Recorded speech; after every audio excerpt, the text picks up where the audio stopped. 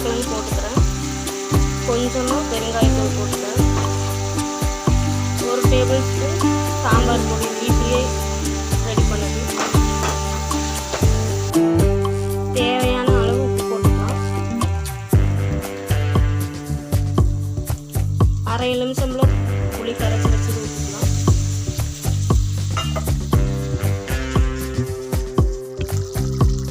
காய் நல்லா வெந்தது.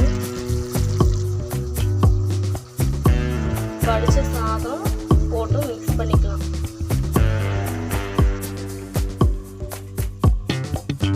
இந்த ஸ்டேஜில் தண்ணி பத்தலைன்னா